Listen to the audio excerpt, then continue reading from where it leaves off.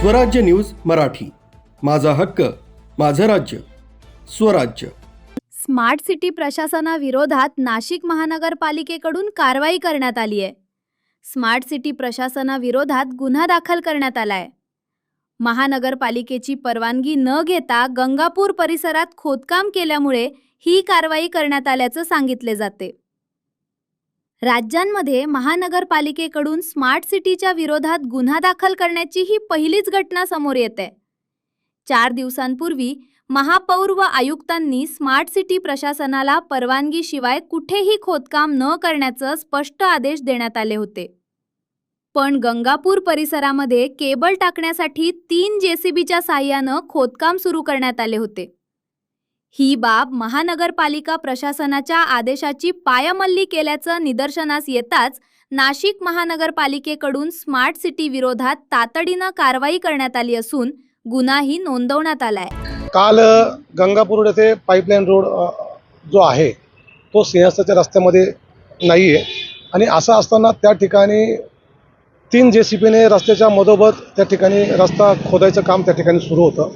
त्या ठिकाणी नाशिक महानगरपालिकेच्या अधिकाऱ्यांना आणि लोकप्रतिनिधींना, स्थानिक लोकप्रतिनिधींसुद्धा नागरिकांचे फोन आले आणि एकदम सकाळी ते काम सुरू असताना त्या ठिकाणी अधिकारी पोचले आणि मी त्या ठिकाणी पोचलो। ती परिस्थिती जी बघितली ती भयानक होती आणि सगळी माहिती घेतल्यानंतर त्या सगळ्या याच्यामध्ये असं निदर्शनास आलं आहे, महानगरपालिकेच्या अधिकाऱ्यांनी असं सांगितलेलं आहे।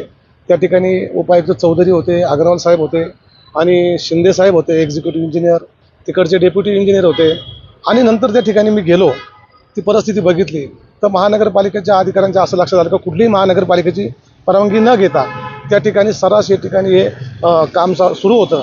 परंतु जर आपण 2 दिवस अगोदर जर बघितलं तर स्मार्ट सिटीला एक मीटिंग झाली होती। त्या ठिकाणी महापौर होते, आयुक्त होते आणि मी होतो आणि त्या ठिकाणी माननीय आयुक्तांनी, नाशिक महानगरपालिका आयुक्तांनी असं सगळ्यांना सांगण्यात आलं स्मार्ट सिटीच्या अधिकाऱ्यांना का कुठलंही रस्ते खोदायचं काम या ठिकाणी करू नये आणि जे काम गरजेचं आहे सिंहस्थामधलं आहे त्याची संबंधित नाशिक महानगरपालिकेला सुद्धा त्याचं माहिती असावी, जेणेकरून आपण जर बघितलं तर मागच्या 4 वर्षामध्ये हे नाशिक शहरातील नागरिक अतिशय सफर करत आहेत, अतिशय त्यांना त्या अडीअडचणींना सामोरे जावं लागतं आहे। या खड्डे, फोडलेले रस्ते, स्मार्ट सिटीचं जे काही काम आहे त्याच्यावरती समाधानी हे नाशिक शहरातील नागरिक नाही आहेत आणि त्याच्यामुळे त्रास हा नाशिककरांना झालेला आहे। त्या ठिकाणी होते आणि मला त्या ठिकाणी मी नागरिकांचे फोन आले, मी त्या ठिकाणी गेलो। त्या ठिकाणी मला वाटतं केबल टाकायचं काम सुरू होतं, परंतु ज्या पद्धतीने जे काम सुरू होतं त्या चुकीच्या पद्धतीने सुरू होतं। खरं तर नाशिक महानगरपालिकेच्या इंजिनियरकडनं प्रत्येक रस्त्याचा मॅप घेऊन त्याचं तुम्ही डिमार्केशन घेतलं पाहिजे आणि कुठून खोदायचा त्या ठिकाणी नाशिक महानगरपालिकेचा तिथला डेप्युटी इंजिनियर किंवा ज्युनियर इंजिनियर असला पाहिजे।